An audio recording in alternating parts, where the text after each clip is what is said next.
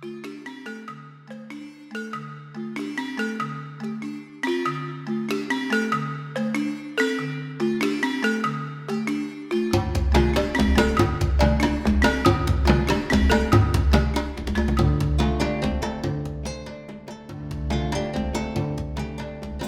donc Vincent Grégoire, que vous connaissez parce qu'il est aussi il est vice-président des UPI quand même, hein, des universités populaires, mais par ailleurs il est professeur de philosophie, n'est-ce pas,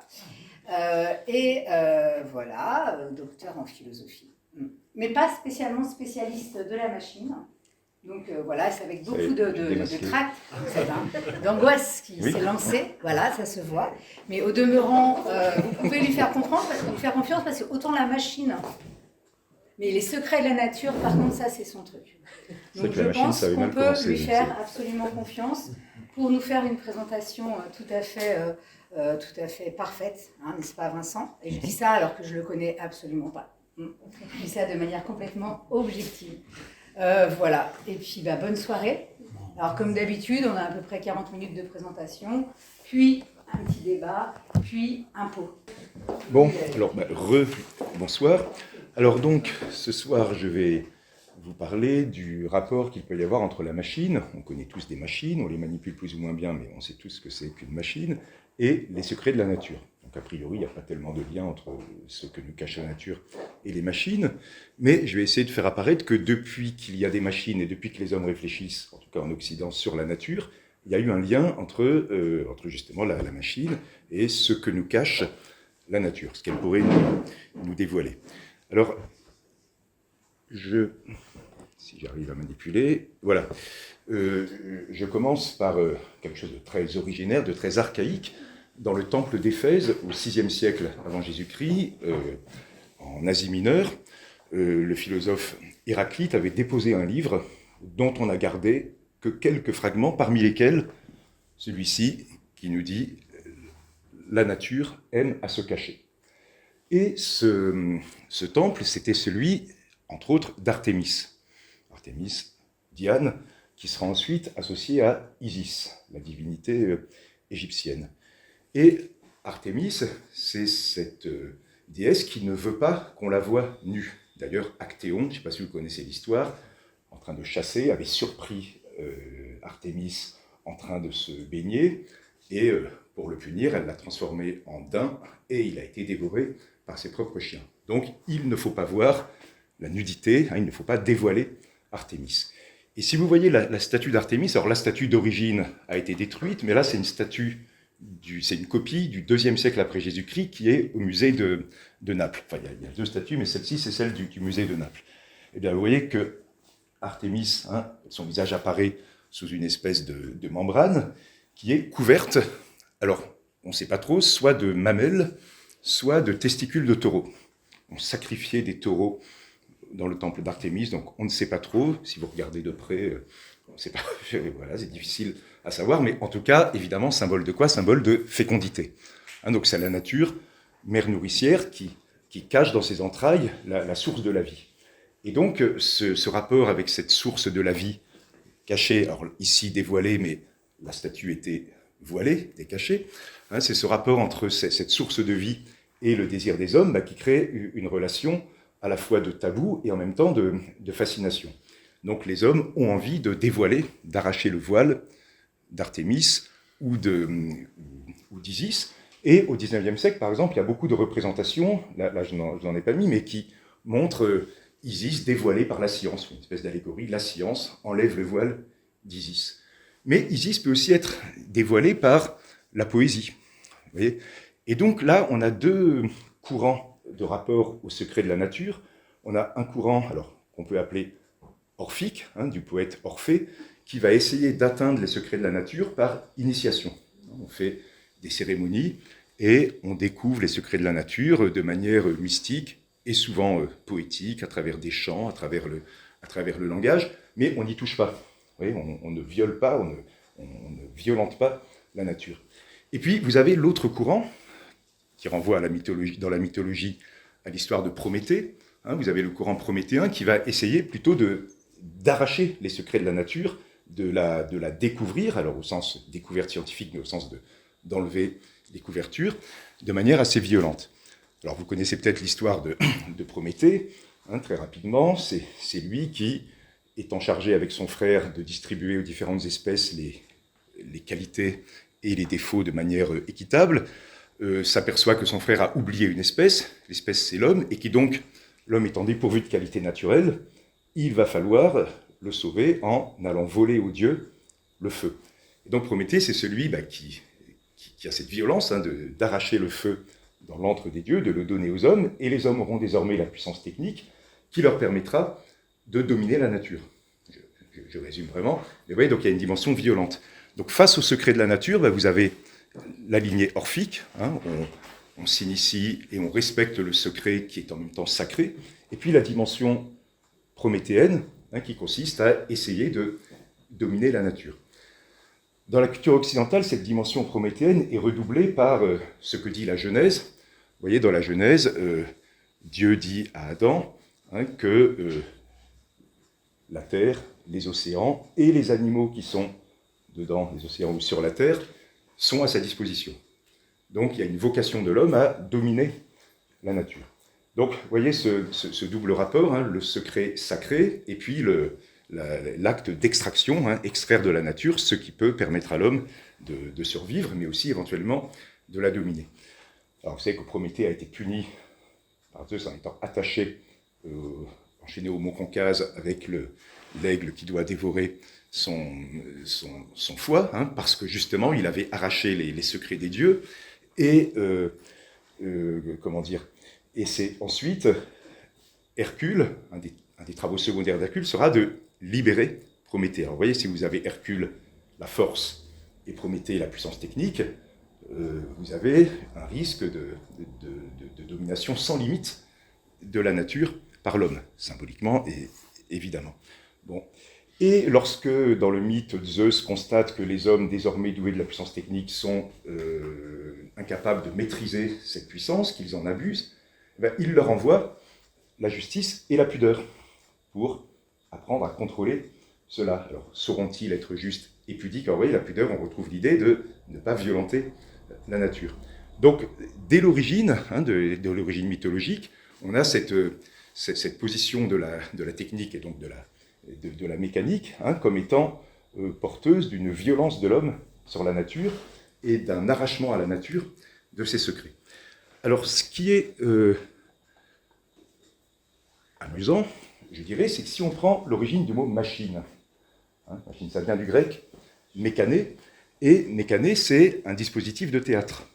Hein, c'est une espèce de poutre avec une poulie et une corde par laquelle arrive un personnage ou un dieu qui va faire le coup de théâtre. Et le Deus ex machina, c'est ça, vous voyez, vous avez un dieu qui débat, mais il vient d'où? De la machine. Et cette machine, c'est un truc, hein, un dispositif. Vous voyez, donc, on utilise les lois de la nature, c'est-à-dire des trucages, pour pouvoir produire une illusion. Et puis l'autre truc qu'il y avait dans le théâtre grec, c'est l'ékykléma. C'était sur la scène un dispositif tournant qui fait que, par exemple, d'un seul coup, quand ça se tournait, on pouvait voir ce qui se passait à l'intérieur d'une maison pendant que les autres étaient dehors en train de discuter sur l'agora, par exemple.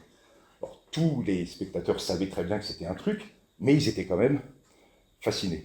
Donc, vous voyez, si le théâtre, c'est une image de la nature, derrière la nature, il y a des dispositifs. Il y a des dispositifs techniques, il y a des trucs. Alors, le mot truc est intéressant parce que, au départ, le truc, c'est un mouvement violent, hein, au Moyen-Âge, dans l'étymologie. Ensuite, c'est un jeu de cartes dans lequel, quand on pose ses cartes et qu'on a gagné, on donne un coup violent sur la table. Et ça devient, au XVIIIe siècle, le synonyme de mécané en français, c'est le truc au théâtre, l'effet spécial. Vous voyez, amusant d'ailleurs que ces deux mots, machin, machine et truc, soient des mots pour désigner tout et n'importe quoi. Vous voyez, il y a un truc, il y a un machin. Bon, c'est assez amusant. Alors, le mécané, en grec, ça ne veut pas dire machine, ça veut dire ruse. Vous voyez ? Donc, de même que le metteur en scène ruse pour donner au spectateur une illusion, peut-être que la nature ruse avec nous lorsqu'elle nous présente ces apparences derrière lesquelles il doit bien y avoir un truc ou un secret à dévoiler. Donc il y a une espèce de tentation immédiatement hein, de dévoiler cela. Ce qui fait que pendant tout le Moyen-Âge, par exemple, hein, les hommes seront fascinés par ce qu'ils appellent les merveilles naturelles. Ce qui est, presque un oxymore, vous voyez, puisque soit c'est merveilleux, donc c'est surnaturel, soit c'est naturel, mais justement la nature, comme le metteur en scène de théâtre, arrive à produire des effets spéciaux, et donc, eh bien, ces merveilles, soit on essaye de les mettre au jour, soit on s'extasie devant elles, bon, soit on fait de la magie, soit on fait de la mécanique, vous voyez, mais la magie, c'est une manière de faire apparaître les merveilles naturelles. Bon. Et ce qui est intéressant, c'est qu'à l'époque, au Moyen-Âge, on distingue la magie naturelle et la magie surnaturelle. La magie surnaturelle, c'est occulte, c'est une puissance non naturelle qui intervient dans la nature, on n'est pas obligé d'y croire. Par contre, la magie naturelle, c'est que le fait qu'en elle-même, la nature est magique. Comme le théâtre, hein, elle produit des effets, elle nous fascine. Alors, parmi ces trucs qui sont dans la nature et non pas dans le théâtre, eh bien, il y a un tas de forces comme ça qui sont là et qu'il suffit de découvrir pour les mettre en action. Donc, si vous voulez, quelqu'un comme Archimède, c'est une espèce de metteur en scène, mais qui, au lieu de faire jouer les acteurs et de construire une scène, eh bien, fait jouer la nature. Et, par exemple, moi j'ai un morceau de texte qui s'est mis dedans, mais la fameuse vis d'Archimède, vous voyez, avec peu de force, un seul homme, en tirant sur une poulie, peut faire remonter l'eau d'un fleuve puissant. Et alors, ce qu'il y a d'incroyable, c'est qu'aujourd'hui, on utilise la vis d'Archimède dans certains barrages pour produire des effets d'équilibre que je ne pourrais pas vous expliquer, mais qui ont une utilité économique et technique tout à fait avérée aujourd'hui. Archimède, c'est aussi, alors là, c'est sans doute légendaire, vous voyez, il y a la lumière du soleil, eh bien, on peut jouer avec la lumière du soleil pour incendier un navire ennemi, 213 avant Jésus-Christ, le siège de Syracuse par les Romains, et le vieil Archimède, qui va mourir l'année d'après, aurait inventé un tas d'armes, de machines, pour empêcher les Romains de prendre la ville, qu'ils ont finalement prise. Alors, il y a un Grec d'aujourd'hui, un ingénieur, qui a fait brûler des petites galères avec des miroirs qu'il avait fabriqués, comme on aurait pu les fabriquer à l'époque. Bon, c'est sans doute légendaire, mais le fait que ce soit légendaire est intéressant, parce qu'on pense qu'Archimède était quelqu'un qui avait réussi à trouver les secrets de la nature. Mais il n'y avait rien de surnaturel où il n'y avait pas de sorcellerie là-dedans. Vous voyez, c'est qu'on peut utiliser la nature pour produire des effets qui vont contre ce que la nature nous montre habituellement. Vous voyez, donc c'est intéressant de voir qu'on peut, comme au théâtre, on peut être. Donc on sait qu'on est trompé au théâtre, mais on y croit. Et bien devant la nature, pareil, on peut jouer entre ce qu'il y a derrière et ce qu'on voit. Bon, alors. Je saute un certain nombre de siècles et j'arrive, par rapport, là aussi, à des structures cachées de la nature, à la perspective telle qu'elle se développe à Florence, alors au XIVe et surtout au XVe siècle, avec en particulier Filippo Brunelleschi, un grand architecte, qui a été un de ceux qui ont mis au point les techniques de perspective. Alors c'est très mathématique. Et qu'est-ce qui est intéressant, c'est que la perspective, c'est une représentation qui permet d'introduire l'espace, et y compris l'infini, avec le point de fuite, dans un cadre où tout est cohérent. Donc vous voyez, le regard humain peut maîtriser la nature, peut l'organiser. Alors évidemment, c'est fictif, la perspective n'est pas du tout réaliste en fait, mais c'est présenté comme tel. Et alors, pour les sceptiques, Brunelleschi avait fait un petit dispositif, donc une machine, pour montrer que ce qu'il faisait était naturel. Alors, je ne sais pas si je vais être clair, c'est un petit peu compliqué. Il avait peint en perspective la basilique qu'il avait en face de lui à Florence, dont j'ai oublié le nom, mais peut-être que certains d'entre vous la connaissent. Bon.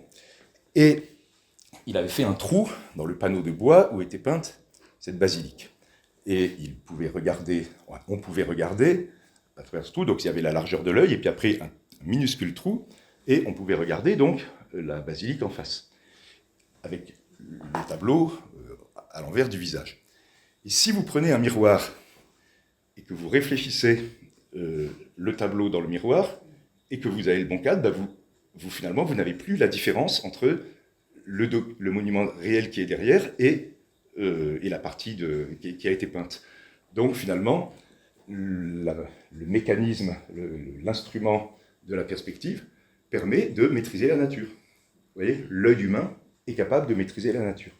Alors évidemment, c'est faux, parce que dans la vraie vie, il n'y a pas de point de fuite. Vous voyez, il serait où là, le point de fuite? Il n'y a pas de point de fuite. Il faut un point de vue fixe. Or, on a 2 yeux, donc on n'a pas un seul point de vue. Et puis nos yeux bougent tout le temps, donc évidemment, la perspective est totalement artificielle, mais produit un effet naturel. Vous voyez? Donc là, les hommes de l'époque ont été fascinés par la perspective, comme s'il y avait presque une magie du peintre. Et en fait, c'est des règles géométriques toutes simples. Vous voyez, c'est pourquoi j'ai mis. Après, ce sera important pour la suite, la perspective est une technique à portée de tous. Si vous voulez calculer la réduction de la distance de chaque carrelage sur un pavé, c'est facile, vous mettez en haut du rectangle un regard hypothétique, vous prolongez plus loin les carrés, vous faites des diagonales, et comme ça vous aurez la réduction. Donc vous n'avez même pas besoin d'avoir de l'intuition ou d'avoir du talent manuel, etc. Il suffit d'appliquer une petite règle qu'on apprend en art plastique dans je ne sais plus quelle classe, mais que n'importe quel élève, même l'historien d'art Daniel Arras, dit « c'est à la portée d'un enfant de 8 ans ». Vous voyez, donc c'est la peinture pour tous en fait. Vous voyez, donc quand on connaît les secrets de la nature et de l'optique, eh bien, justement, il n'y a plus de secrets. C'est ça qui est peut-être un petit peu inquiétant. Vous voyez. Bon, ce qui est intéressant, c'est que la perspective a été choisie à Florence par le chef d'État de l'époque, Côme de Médicis, plutôt que l'art gothique pratiqué par la perspective, parce que pour lui, c'était une manière de montrer l'imposition du pouvoir et le fait que le pouvoir contrôle tout. Vous voyez, parce que la perspective, c'est toujours de l'architecture, c'est toujours des routes, c'est toujours des places. Donc, c'est une manière d'être maître et possesseur de l'espace. Vous voyez, donc, que l'art officiel de Florence soit la perspective, ça montre que le pouvoir florentin tient bien les choses en main. Vous voyez, donc à travers la peinture, il y a, sans avoir besoin de faire de propagande, le signe de la maîtrise de l'homme sur la nature, et en particulier du florentin sur la nature, parce que les gothiques à côté, eux, sont un peu dans le chaos, dans l'obscurité. Vous voyez, donc il y avait une concurrence entre gothiques et florentins à l'époque. Alors, je suis à combien de temps là? Bon, ça va.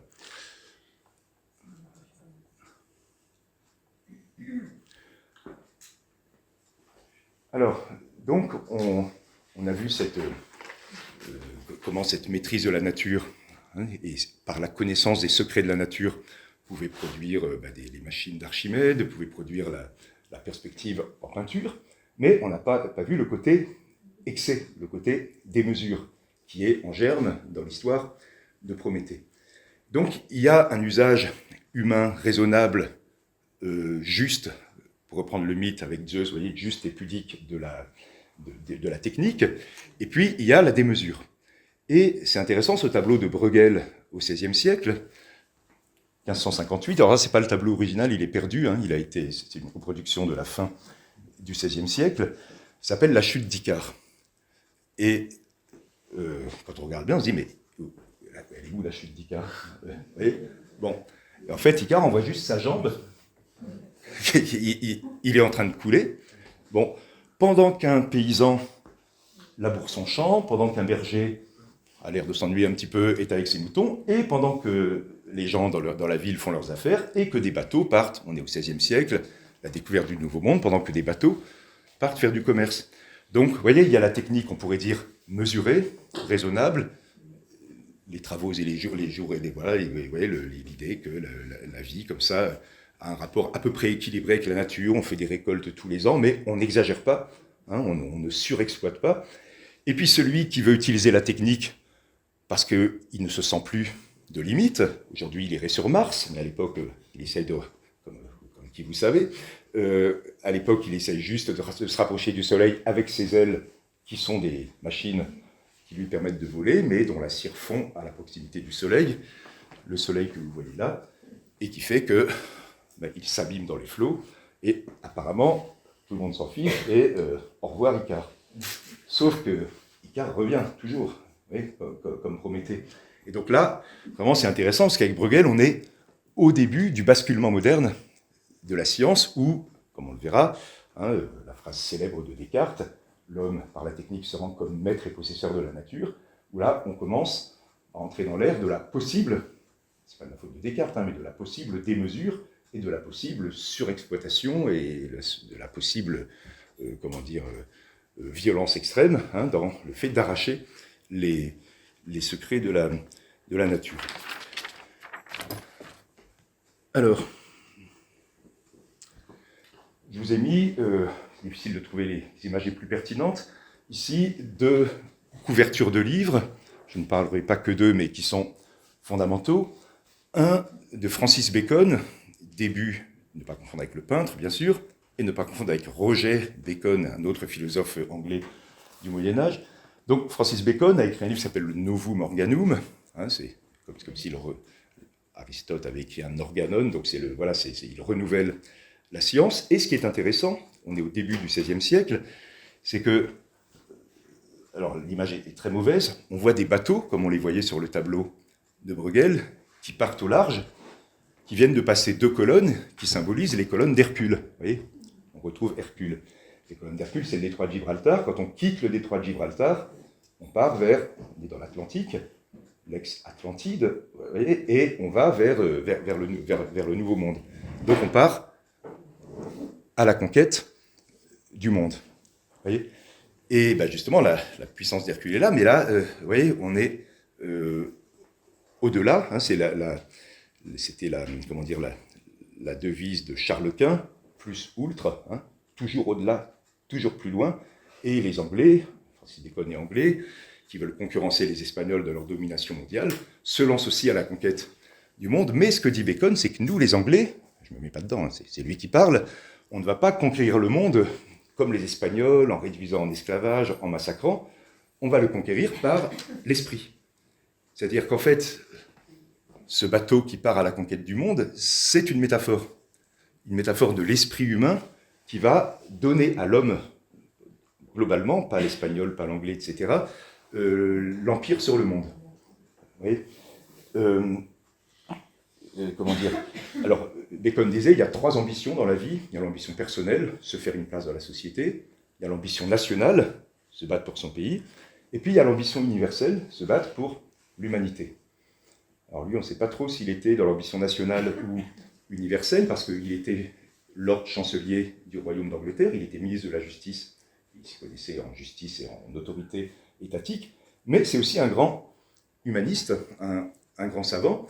Mais alors, ce qui est intéressant dans sa manière de définir l'empire de l'esprit humain sur l'homme, c'est que, je vous donne quelques citations de lui, de même que dans un État, alors, il sait ce que c'est un État puisqu'il est ministre de la Justice, la portée de chaque esprit et le génie particulier de son caractère et de ses secrets se montrent mieux dans une période de trouble que dans toute autre. Ce sont dans les périodes difficiles que les vrais esprits. De même, les secrets de la nature se manifestent mieux sous le fer et le feu des arts, c'est-à-dire des techniques, que dans le cours tranquille de ces opérations accoutumées. Donc, il faut troubler la nature, il faut déranger la nature par des instruments, par la technique, pour la faire parler. Et dans d'autres passages, il dit que c'est la même chose que d'interroger un prisonnier pour le faire parler et d'interroger la nature avec des instruments. Alors ça peut être interroger le corps dans la dissection, mais ça peut être faire des expériences de tous ordres. Je vous donne quelques...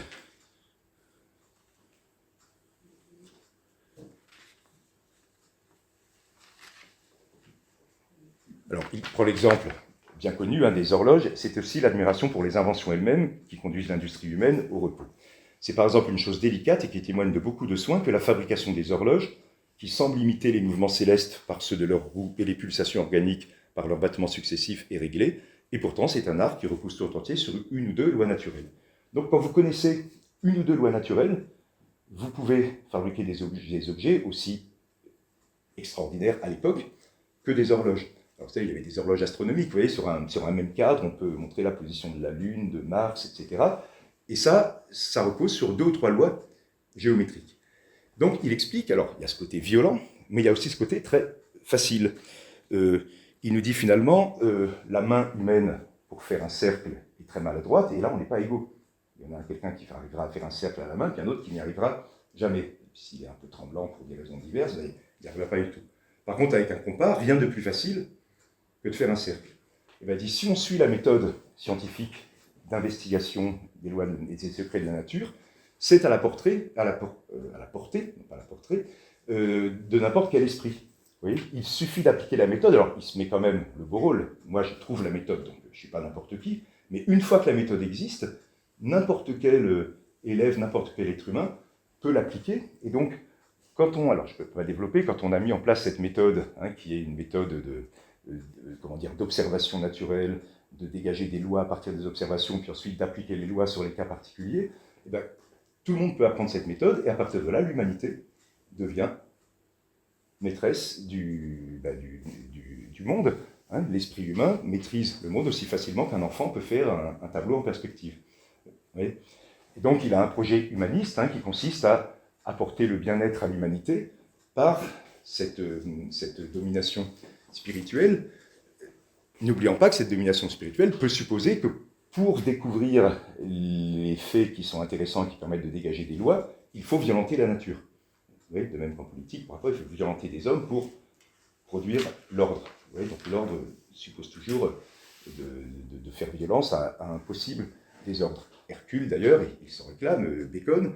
Hercule, c'est au XVIIe siècle, c'est celui qui permet aux États, symboliquement, de maîtriser ce qu'ils appelaient à l'époque l'hydre à 1000 têtes. L'hydre à 1000 têtes, c'est toutes les sources de sédition, de révolte, de désordre qui peuvent exister. Donc c'était l'hydre. Hercule, c'est celui qui maîtrise l'hydre. Vous voyez, dans la nature, nous dit Bacon, il y a 3 types de phénomènes. Il y a les phénomènes normaux, voilà, le soleil se lève, l'ordinateur tient, etc. Il y a les phénomènes artificiels, faits par les hommes, et puis il y a les phénomènes monstrueux, les phénomènes déviants. Oui. Et il dit, mais justement, les phénomènes déviants ne sont pas spécialement antinaturels, au contraire, les phénomènes naturels, on y est tellement habitué qu'on ne les comprend plus. Oui, c'est normal que le soleil se lève, c'est normal que les pommes tombent, l'histoire de Newton. Bon, eh bien, c'est quand on est devant des phénomènes monstrueux qu'on se pose des questions et qu'on comprend qu'au fait, il n'y a rien d'exceptionnel. Un monstre, c'est le résultat particulier des lois de la nature. Oui. Et donc, si on n'a pas de monstre sous les yeux, on va en fabriquer. Et dans la Nouvelle Atlantide, qui est son utopie, il explique comment, alors c'est une utopie, mais comment on prend des organismes végétaux, animaux, comment on les hybride, comment on prolonge la vie de certains sages qui sont savants, et on les prolonge en les mettant dans des grottes fraîches, pour qu'ils puissent pendant longtemps dispenser leur savoir. On fait de la vivisection, on passe du chaud au froid. Alors c'est amusant, il dit on pourrait transformer la chaleur en froid, mais c'est pas magique, on le fait avec la réfrigération. Et figurez-vous que Bacon est mort d'un coup de froid en faisant des expériences sur la réfrigération. Il avait créé une chambre froide, et alors c'est peut-être la légende qui dit ça, mais même si la légende dit ça, oui, c'est intéressant, ça signifie qu'on attendait quelque chose de lui, de ce point de vue-là. Alors, donc ça c'est Francis Bacon, je suis obligé d'aller un petit peu vite, j'espère que c'était clair. Ça. Alors, je passe à son compatriote dans un autre domaine, même s'il était très savant en matière de mécanique et de physique, c'est Thomas Hobbes, qui par ailleurs a été, quand il était jeune, le secrétaire de Francis Bacon. Donc il se connaissait très bien. Et Thomas Hobbes, c'est celui qui a écrit un des livres de philosophie politique les plus importants, le Léviathan. Et là, je vous montre la couverture. Vous voyez, le Léviathan, c'est un monstre dans la Bible qui détruit tout ce qui se dresse sur son passage, qui détruit tout ce qui lui fait obstacle. Et le Léviathan, c'est la métaphore de l'État. L'État ne peut fonctionner, ne peut maintenir un ordre que s'il broie tout ce qui pourrait déstabiliser sa position. Et donc, vous voyez, donc, là on le voit mal, mais le Léviathan, c'est l'État, mais c'est aussi le corps social, puisque chacune des petites, de loin on voit des écailles, chacune de ces petites écailles sont en fait des individus, vous voyez, qui constituent le corps social. Là il y a le pouvoir religieux, là il y a le pouvoir politique, et ensuite la déclinaison des deux, et vous voyez, le Léviathan règne sur un monde prospère et apaisé, une ville et une campagne. Mais ce qui est intéressant par rapport à ce qu'on voyait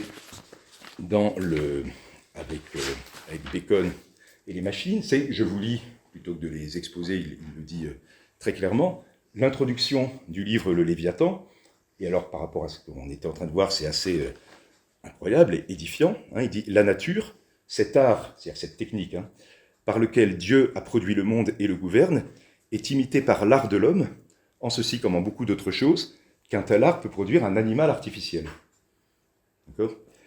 En effet, étant donné que la vie n'est qu'un mouvement des membres, dont le commencement se trouve en quelque partie initiale située au-dedans, pourquoi ne dirait-on pas que tous les automates, c'est-à-dire les engins qui se meuvent eux-mêmes comme le fait une montre, on retrouve l'horloge et la montre, et les ressorts des roues, possèdent une vie artificielle. Vous voyez le paradoxe, une vie artificielle. Ce qu'on est en train aujourd'hui techniquement de rêver de pouvoir faire, et peut-être qu'on le fait déjà, hein, c'est de fabriquer de la vie, sans parler de fabriquer de la conscience. Là, on est dans le fantasme. Mais ouais, c'est-à-dire que Bacon et Hobbes ont dans la tête, déjà, c'est en germe, c'est même pas en germe, c'est le projet inquiétant, démesuré de notre époque, hein, dont on a aujourd'hui l'accomplissement sous les yeux. Voilà. Car qu'est-ce que le cœur sinon un ressort ? Les nerfs autant de cordons, les articulations autant de roues, le tout donnant le mouvement à l'ensemble du corps conformément à l'intention de l'artisan. Mais, voyez la suite, mais l'art va encore plus loin en imitant cet ouvrage raisonnable et le plus excellent de la nature, l'homme. Car c'est l'art qui crée ce grand léviathan qu'on appelle république ou État, lequel n'est qu'un homme artificiel, quoique d'une stature et d'une force plus grande que celle de l'homme naturel, pour la défense et protection duquel il a été conçu, etc. Puis ensuite, il reprend le modèle de la machine. Donc, vous voyez, on peut fabriquer de la vie artificiellement, comme la nature a fabriqué de la vie, et on peut même fabriquer un corps artificiel, le corps social, régi par une tête avec des membres, des nerfs, des articulations qui sont des poulies, et donc il reprend la métaphore. Donc, vous voyez, tout est à la fois naturel et tout est artificiel. Vous voyez, l'art imite la nature, mais la nature imite l'art.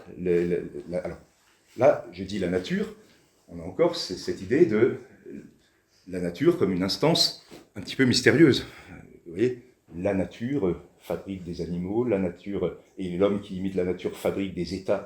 Vous voyez, n'oubliez pas que le mot nation, c'est la même racine que nature. Hein, donc, vous voyez, il y a cette idée que tout circule. Donc, il y a une circulation entre le vivant, l'inerte, le monstrueux, le normal, le politique, l'individuel. Tout ça se mélange dans une espèce de maîtrise que l'esprit scientifique peut prendre sous son regard. Alors, ces deux très grands penseurs ont deux collègues, un Italien et un Français. Alors, je vais très vite sur Galilée, qui, à la même époque, justement, voit le système solaire comme une grande mécanique, hein, comme une grande machine. Et c'est intéressant que dans le texte où il développe la doctrine qui était déjà connue, mais sur le système solaire qui fait qu'il sera condamné par la suite, eh bien, ce texte se présente sous forme de dialogue. Et qui sont les deux protagonistes du dialogue? C'est pas comme toujours Socrate et ses disciples, voilà, ils ont toujours des noms de philosophes un petit peu exotiques dans les dialogues. Là, c'est deux ingénieurs dans l'arsenal de Venise. Vous voyez ? Et c'est-à-dire que, finalement, désormais, la manière de penser le monde la plus pertinente, c'est celle de l'ingénieur. Vous voyez ? Si on est un ingénieur, on a tout compris au fonctionnement du monde. Et du coup, par rapport à ce qu'on disait tout à l'heure avec Hobbes, Dieu est lui-même un ingénieur. Vous voyez, on l'appelle le grand horloger ou le mécanicien du monde. Vous voyez, donc Dieu est un ingénieur, mais on ne le voit pas tellement, Dieu. Donc il y a un historien des idées, dont j'ai oublié le nom, qui a une formule amusante, il dit « Dieu est un ingénieur à la retraite ». C'est-à-dire, il a lancé la machine, puis maintenant, on continue, on l'entretient plus ou moins bien, on invente des rejetons, etc. Voilà, il est à la retraite. Ce que Blaise Pascal, grand croyant, hein, ne supportait pas en disant bah, finalement, pour les philosophes, Dieu a juste donné une chiquenaude, hein, la chiquenaude divine, pour lancer le monde, et puis ensuite il s'est retiré. Donc il ne sert à rien. Hein, c'est Bonaparte qui demandait à. C'est Laplace, le physicien contemporain, qui demandait à Laplace, presque comme Jacques Chancel à l'époque, et Dieu dans tout ça? Et Laplace lui a répondu Sire, Dieu est une hypothèse dont je me passe très bien. Oui. Donc finalement, on n'a plus besoin de Dieu. Mais alors si on n'a plus besoin de Dieu, du coup, il n'y a plus de mystère. Il n'y a plus de secret. Et là, on arrive à Descartes, René Descartes, qui explique, j'arrive pas à trouver ma citation, mais je vous la... Oui, il reste 5 minutes, ouais, on y est presque. René Descartes qui explique par nature, alors je ne vous donne pas la citation mot à mot parce que je perds du temps en la cherchant, hein, par nature je n'entends pas quelque divinité ou quelque force invisible, mais ce mot signifie seulement pour moi la matière et les mouvements qui la régissent. Donc nature égale matière. Et comme la matière, c'est de la forme géométrique et du mouvement, ben, si on maîtrise le langage géométrique et mathématique, on maîtrise la matière. Vous voyez, Descartes géométrise la nature. Donc ce que les peintres avaient déjà fait avec la perspective, vous voyez, géométriser le monde, ben, Descartes dit, comme Galilée d'ailleurs, la nature, enfin, la phrase est de Galilée, mais Descartes aurait tout à fait pu la signer, hein, la nature est un livre écrit en caractère mathématique. Donc si je connais le langage mathématique, je peux expliquer et prévoir n'importe quel phénomène. Bon, exemple facile, une éclipse, vous voyez, pendant longtemps, les secrets de la nature, voilà, événement monstrueux, qu'est-ce qui se passe? Le soleil s'éteint, il se rallume. Il y a un mystère, il y a un secret. Bon, mais Descartes dit, il n'y a pas de secret, il y a juste une trajectoire qui bloque la lumière. Et donc, non seulement je comprends l'éclipse, mais je peux prévoir la prochaine en faisant un calcul. Un calcul qui est un jeu d'enfant. Peut-être faire un petit effort, mais vous voyez ce que je veux dire, on connaît la vitesse, on connaît la trajectoire, il suffit d'appliquer les équations et on peut prévoir la prochaine éclipse. Alors on ne peut pas encore empêcher la prochaine éclipse, mais on peut quand même empêcher certains phénomènes que l'on est capable de prévoir. Alors, Descartes applique cette logique astronomique aussi, comme Hobbes et comme Bacon, au corps humain et au corps animal, et il explique, alors je suis obligé d'aller un petit peu vite, que finalement, un corps, c'est une machine, et que ceux qui s'étonnent de ne pas trouver de pensée ou de sensibilité dans cette machine devraient plutôt s'étonner de voir qu'il y a de la pensée dans le corps humain. C'est-à-dire, ce qui est miraculeux, c'est que nous pensions, et que pourtant nous soyons dans un corps qui n'a rien à voir avec la pensée, puisque ça n'est que de la matière. Et donc, dit-il, si le corps n'est que de la matière, et que seul l'homme pense, mais indépendamment de cette matière, l'animal n'a donc pas de pensée. L'animal n'est qu'une machine avec des ressorts, des poulies, qui fonctionnent, qui est très bien réglée. Et il nous dit, si les hommes sont capables de fabriquer des automates, alors vous imaginez la nature, ce qu'elle est capable de fabriquer, donc ne nous étonnons pas qu'il n'y ait pas de pensée chez les animaux. Il dit d'ailleurs, quand je dis ça, c'est amusant parce qu'il passe de quelque chose de très rationaliste à quelque chose de plus imaginaire, et comme ça, je suis plutôt bienveillant avec les animaux. Parce que si vous êtes pythagoricien et que vous croyez qu'il y a une réincarnation, que les animaux ont une âme, quand vous les mangez, vous êtes criminel. Alors qu'avec ma théorie de l'animal-machine, vous mangez une chose. Donc, on peut, et vous voyez comment la surexploitation des animaux, aujourd'hui, ce n'est pas Descartes personnellement qui en est responsable, mais en faisant de l'animal une machine, il autorise une démesure aussi dans la surexploitation, la fabrication, enfin, vous voyez, les fermes à 1000 vaches dont on parlait à une époque, l'animal est réellement une machine connectée, hein, qui on ne demande que de rendre des comptes quant à sa capacité de production.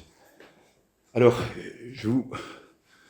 dans la lignée de Descartes, 2-3 minutes, au XVIIIe siècle, 1734, il y a un savant, un philosophe des Lumières, scientifique, qui s'appelait Vaucanson, qui a fabriqué un canard qui mangeait, qui digérait et qui déféquait.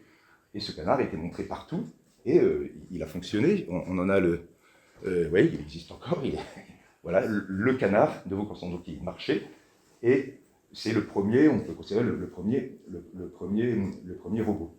Bon, à l'époque, on a, un petit peu plus tard, un homme qui s'appelle Lamétrie, qui écrit un livre qui s'appelle L'Homme-Machine. Et alors, on le considère comme un héritier de Descartes, parce qu'il explique, en appliquant plus sérieusement au cerveau, que finalement, nous sommes des machines qui fonctionnent, sauf qu'il oublie complètement que Descartes est dualiste. C'est-à-dire, pour Descartes, le corps est une machine, mais l'esprit n'est pas matériel. Oui, il y a encore cette idée chez Descartes. Et la tentative de Lamétrie de réduire l'esprit à des fonctionnements neuronal, on ne disait pas neurone à l'époque, ça renvoie à toutes les questions qui se posent aujourd'hui sur l'intelligence artificielle. Vous voyez, tout ça veut dire que c'est déjà présent à l'époque. Et je termine sur quelque chose de poétique, limite monstrueux, etc. Vous savez peut-être que Descartes avait une petite fille qui s'appelait Francine, qui est morte à l'âge de 6 ans, et il semblerait qu'il ne s'en soit jamais véritablement remis. Et un certain nombre d'années après sa mort, il est mort en 1650, en 1870, on racontait beaucoup d'histoires sur Descartes, et un abbé écrivant la biographie de Descartes expliquait qu'il était tellement malheureux de l'absence de sa petite fille qu'il avait fait un automate, un androïde, qui tenait lieu de petite fille. Et alors, tout le monde a cru ça, que Descartes avait fabriqué un automate, et qu'en allant vers la Suède, où il est mort, invité par la reine de Suède, il avait cet automate sur le bateau, et que cet automate avait tellement fait peur au capitaine du navire, que le capitaine du navire avait jeté l'automate. Tout ça n'a jamais eu lieu, et il y a des mangas japonais qui reprennent cette histoire. Et alors, selon qu'on aime ou pas Descartes, vous voyez, parfois on disait, à travers cet automate, il a voulu prouver sa théorie de l'animal-machine. On peut fabriquer des machines qui sont quasiment comme des animaux, donc les animaux sont des machines. Certains disaient, de manière moins bienveillante, ceux qui étaient contre le matérialisme mécanique de Descartes, que c'était une espèce de mannequin de compagnie, vous voyez ce que je veux dire, hein, une espèce de compagnon sexuel. Et d'autres disaient, c'est très triste, il ne s'est jamais remis de la mort de sa fille, et donc le mannequin s'appelait Francine. Vous voyez, bon. Et donc je termine là-dessus, puisque le temps s'achève. Voilà, donc vous voyez, c'est amusant cette histoire de Descartes qui est le plus rationaliste des penseurs, et qui finalement laisse l'imaginaire des hommes dire qu'au fond, il y a quand même toujours du mystère, il y a quand même toujours du secret. Et vous voyez, alors du coup, encore un mot, vous avez un penseur de la technique qui s'appelait Jacques Ellul, au milieu, de deuxième moitié du XXe siècle, qu'on relit beaucoup aujourd'hui parce que sa pensée est très stimulante pour comprendre ce qui nous arrive. Et Jacques Ellul disait, au fond, l'homme a besoin de mystère et les machines sont fondées sur l'absence de mystère. Si on fait des machines, c'est qu'il n'y a pas de mystère dans la nature. Vous voyez, il disait, on a tellement besoin de mystère qu'on va finir par sacraliser ce qui a détruit le sacré. C'est-à-dire ce sacré qu'on ne trouve plus dans la nature, puisque la nature c'est de la matière, comme disait Descartes, on en a tellement besoin qu'on va le trouver dans les machines. Ce qui fait qu'on parle, et on devient familier avec les machines comme si c'était des êtres. Et donc on accuse des peuples supposés arriérés d'être animistes et de croire que les arbres ont une âme, etc. Nous on dit bien tu à notre robot conversationnel. On lui parle, enfin on lui parle pas trop moi, mais on lui fait. Vous voyez ce que je veux dire, on a un rapport aux machines comme si c'était plus que des machines. Vous voyez ? Et donc, n'oublions jamais que ce ne sont et ce ne seront jamais que des machines. Que quand on leur prête une supposée conscience ou une supposée capacité de nous dépasser, etc., c'est nous qui pensons ça. C'est nous qui cherchons. Donc finalement, on n'en a jamais fini avec les secrets de la nature, et les machines ne sont que des machines à prolonger le secret, à prolonger l'imaginaire et à faire que derrière l'apparence transparence, il y a encore des choses à découvrir et à comprendre. Voilà, cette fois-ci, c'est terminé. Merci